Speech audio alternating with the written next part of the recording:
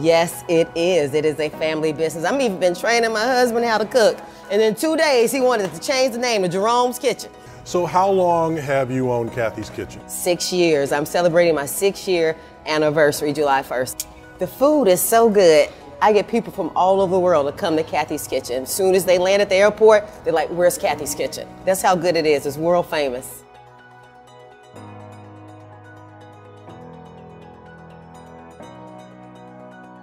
I'm wondering, how do people ask the question? Do they say, how is Ferguson? Do they say, are things better in Ferguson? How do they ask what's going on here? Well, the way people ask what's happening in Ferguson, it all depends on where you are. When I'm on vacation and people say, where are you from? And we scream, Ferguson!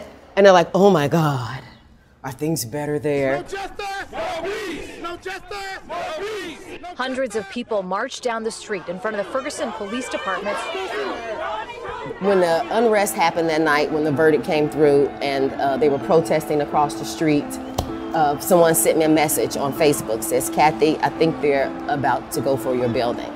And I said, well, there's nothing I can do. And about 10 minutes later, I received a video of the protesters wrestling down people protecting Cathy's Kitchen, and they made a human chain, and you could hear them chanting, no, not Cathy's. Now, what people didn't know prior to that, I used to take my cart down where they protest, and I used to bring them food.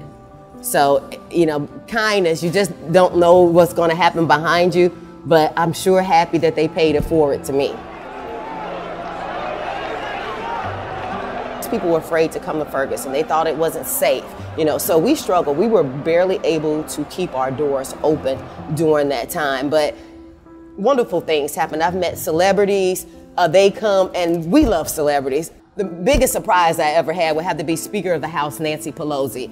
I was shocked when she came in, and she stayed literally over an hour, interviewed me personally. We had Melissa Etheridge. She's been here several times, actually. We've gone a few of her concerts with her. So she's been doing a lot of things, and she's opened several doors, actually, for me into the next phase of business for me. We got the chance to walk the red carpet with Kevin Costner. We've had Danny Glover. We have Harry Belafonte. We've had Dr. Cornel West. That's a pretty good list. I'm impressed. Oh, since 5 years ago, I've probably seen at least 10 new business open. You know, so I think that is awesome. That is not something that ever happens after a riot. The city normally begins to decay. That is something I have not seen. I've only seen growth happening here. So I'm very happy to be a part of that. But I've been pulled over twice in my life here, just trying to figure out where am I going. So is that a real issue? And I can say it for myself, as my own individual self, my husband and I, that we were stopped, just asked where we're going. Never even given a ticket. So is this a real problem? Yes, this is definitely a problem. But like I said, it is a problem all over this country that has to be addressed.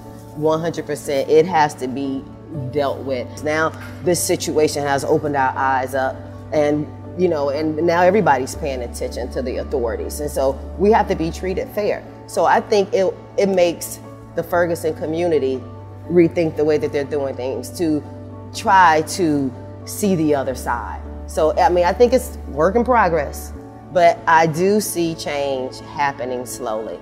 We've done something no other town has ever been able to do after a riot. We look like it never existed.